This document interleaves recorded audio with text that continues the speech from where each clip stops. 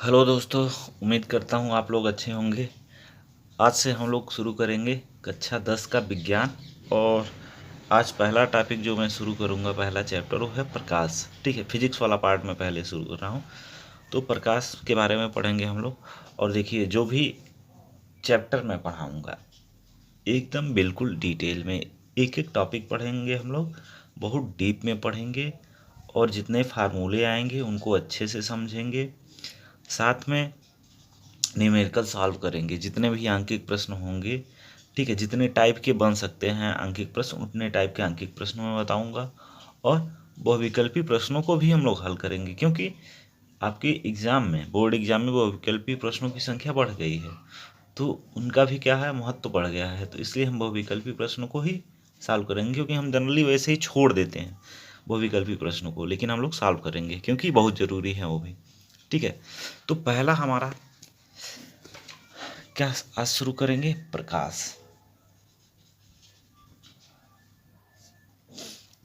ठीक है, और जो कोर्स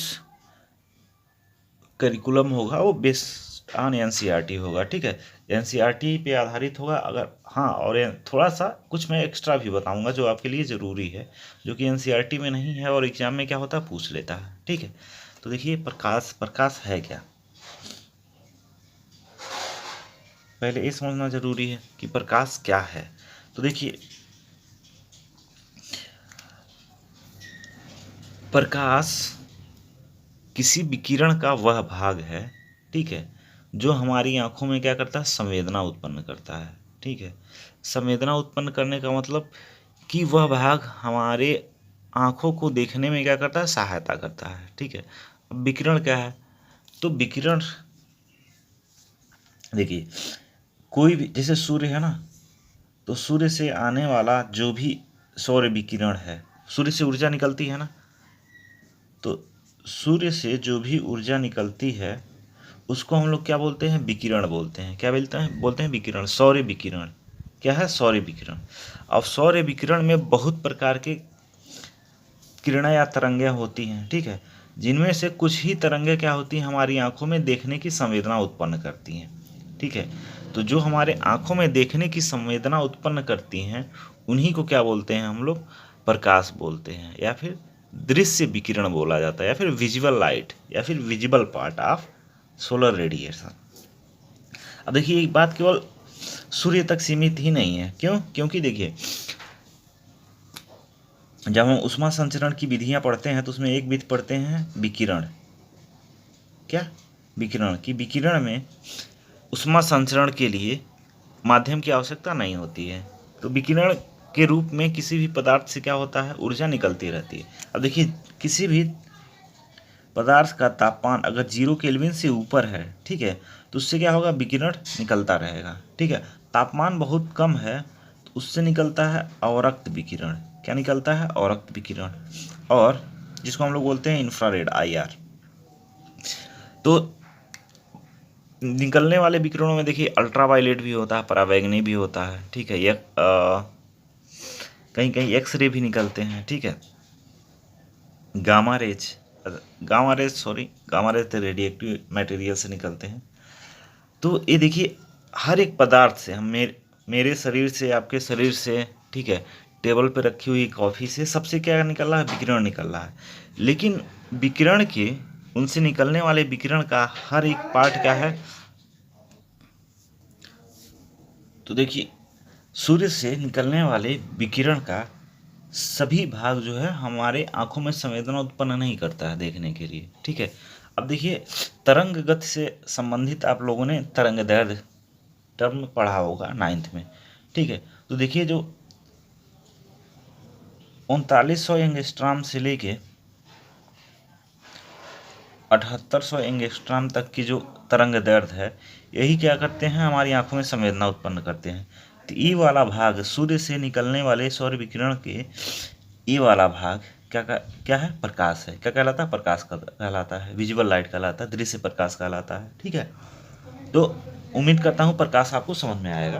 तो प्रकाश क्या है, एक प्रकार की ऊर्जा है। ठीक है, प्रकाश एक प्रकार क्या है, ऊर्जा है, और यह विकिरण का वह भाग है जो हमारी आंखों में क्या करता है, संवेदना उत्पन्न करता है, जिससे कि हम क्या करते हैं, वस्तुओं को देख पाते हैं। ठीक है। अब देखिए होता क्या है, हम लोग किसी वस्तु को देख कैसे पाते हैं। कोई वस्तु है, उससे प्रकाश किरणें क्या होंगी, टकराएंगी, और कुछ किरणें क्या होंगी, इस अवशोषित कर लेगा, और कुछ किरणें टकरा के कहाँ आएंगी, हमारी आंखों तक आ जाएंगी। ठीक है।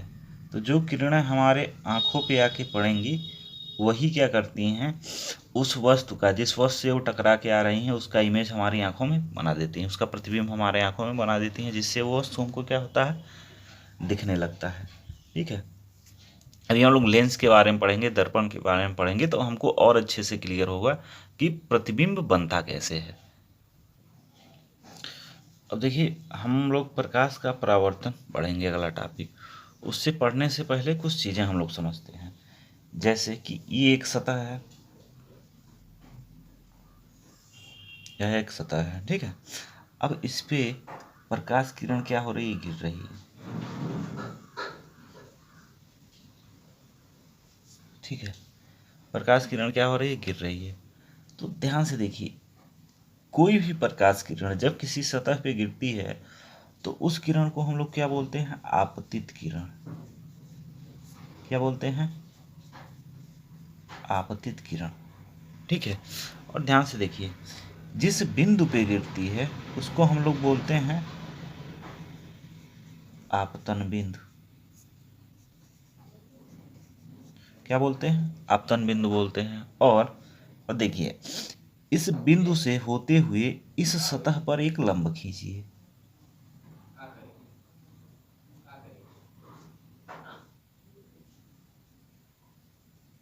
ठीक है।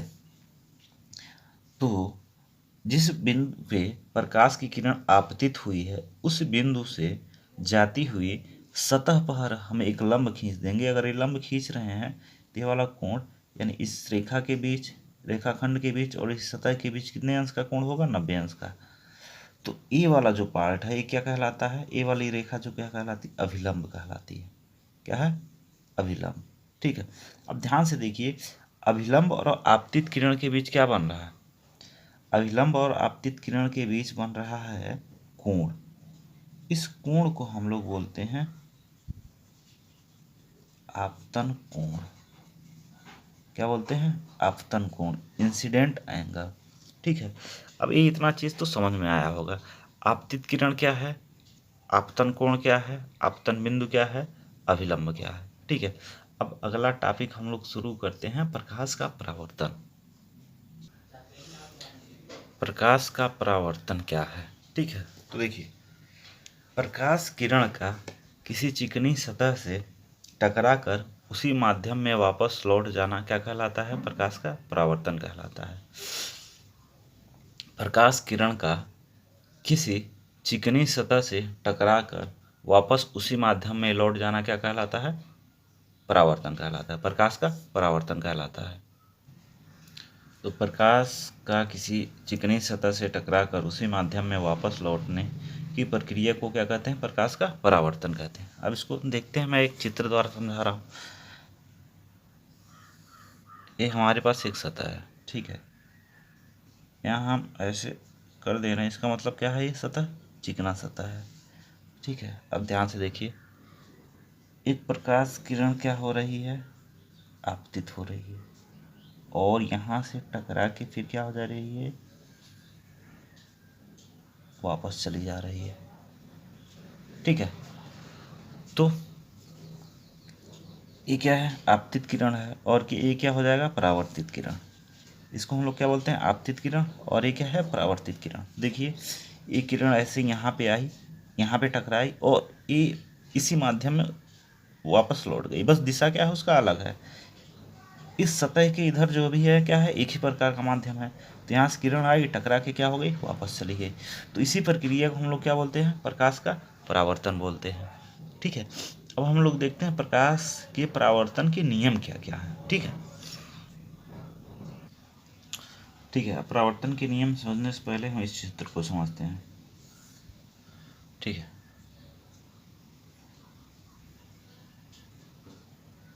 वही एक सतह है, प्रकाश किरण आपतित हुई और क्या हो गई, परावर्तित हो गई। ये क्या है, आपतित किरण।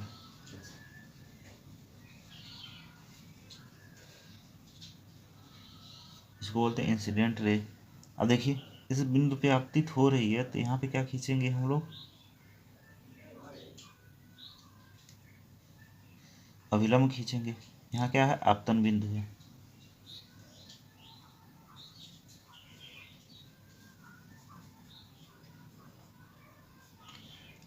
और ये वापस लौट गई, ये क्या है, परावर्तित किरण। ठीक है, एक कोण है आई और एक कोण है आर। ठीक है, आई क्या दर्शा रहा है, आपतन कोण।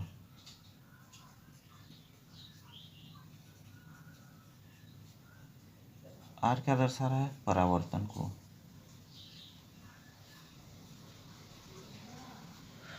ठीक है, अब ये चीज तो समझ में आ गया होगा। ये क्या है, आपतित किरण है, सतह पे टकराई और वापस लौट के चली गई। तो जो वापस लौट के गई वो क्या हो गई, परावर्तित किरण। अब देखिए अभिलंब, ठीक है, ये क्या है, अभिलंब है।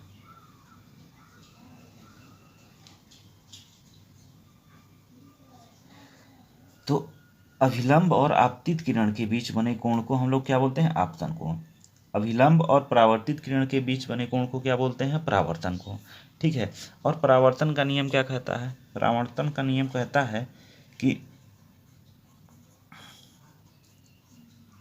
आपतन कोण बराबर क्या होता है, परावर्तन कोण के। ठीक है, आपतन कोण किसके बराबर होता है, परावर्तन कोण। तो आपतन कोण किसके बराबर होता है, परावर्तन कोण। तो angle i is equal to angle r के। दूसरा नियम ये कहता है आपतित किरण, आपतन बिंदु पर खींचा गया अभिलंब तथा परावर्तित किरण तीनों क्या होते हैं, एक ही तल में होते हैं।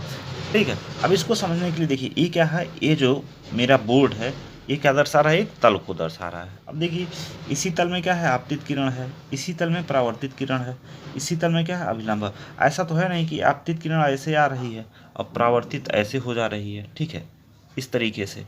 ठीक है, जिस तल में आई है आपतित किरण उसी तल में परावर्तित किरण भी है और उसी तल में क्या है, अभिलंब भी है। ठीक है, तो परावर्तन का दूसरा नियम क्या है, आपतित किरण आपतन बिंदु तथा इस आपतित किरण आपतन बिंदु पे खींचा गया अभिलंब तथा परावर्तित किरण तीनों एक ही तल में होते हैं। ठीक है, अच्छा किसी बुक में क्या होगा, ये वाला दूसरा नियम दिया होगा, जो मैं दूसरा बताऊं पहला नियम दिया होगा, तो उससे कोई दिक्कत नहीं है। ठीक है, आप किसी को पहला बोल रहे हैं, किसी को दूसरा बोल रहे हैं। ठीक है, तो आज बस यहीं तक रखते हैं। ठीक है, आगे फिर हम लोग कल देखेंगे। ठीक है, तो वीडियो अपने दोस्तों में ज़रूर शेयर करें, चैनल को सब्सक्राइब करें। ठीक है, और वीडियो को लाइक करें।